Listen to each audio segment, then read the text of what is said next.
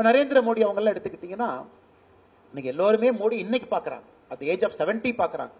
ஓ Modiji statesman, prime minister. யாருமே மோடிஜினுடைய first 50 years பார்க்குறாங்க.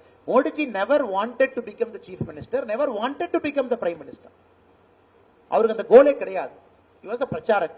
1985 Gujarat BJP organising secretary. 1998 உங்களுக்கு தெரியும், அந்த கதையை நான் சொல்ல விரும்பல. he was out of Gujarat. National secretary, national general secretary, வேற வேற வேலையை செஞ்சார். 2001 he came back. ஸோ எப்பொழுதுமே உங்களுக்கான குவாலிட்டியை நீங்க வளர்த்துக்கிட்டே இருந்தீங்கன்னா உங்களுக்கு வர வேண்டிய பொறுப்பும் பதவியும் கண்டிப்பா வரும், நிச்சயமா வரும். அதுக்காக நீங்க எங்கேயும் போய் நிக்க வேண்டாம் அவசியம் இல்லை. செல்போனை பார்த்தீங்கன்னா நூற்றுக்கணக்கான மெசேஜ் வந்து ஏதாவது ஒரு சின்ன சின்ன விஷயங்களா தான் இருக்கும். அண்ணே பதவி, அண்ணன் இப்படி, அண்ணன் அப்படி, நான் உங்களை வந்து பார்க்கல, நான் உங்களுக்கு மாலை போடல, நீ தப்பா நினைச்சுக்கிட்டீங்களா, நீங்க போகும்போது என் கண்ணை பார்த்து பேசலையே, என்னை பார்த்து சிரிக்கலையாண்ணா, நீங்க கோபமா போனீங்கன்னா தப்பு பண்ணிட்டேன் நான். அப்ப ஏன் அதை கேட்கிறோங்க? நமக்கு நம்ம மேல நம்பிக்கை இல்லாதனால யாரோ ஒருத்தர் மேல நம்ம டிபெண்ட் பண்ண ஆரம்பிக்கிறோம்.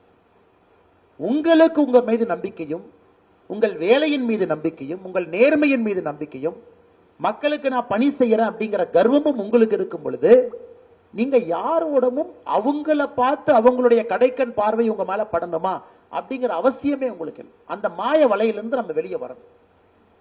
So first you should be leaders of your own might. நீங்க அப்படி இருக்கணும். ஒரு சேருக்கு பதவி கிடையாது, சேர்ல உட்கார்ந்து இருக்கிறவங்களுக்கு தான் அந்த மரியாதை, அழகு அப்படிங்கறத நீங்க புரிஞ்சுக்கணும். இது மகாத்மா காந்தியினுடைய லைஃப் லெசன். மகாத்மா காந்தி இன்னொரு டீப்பா நீங்க ஸ்டடி பண்ணணும்.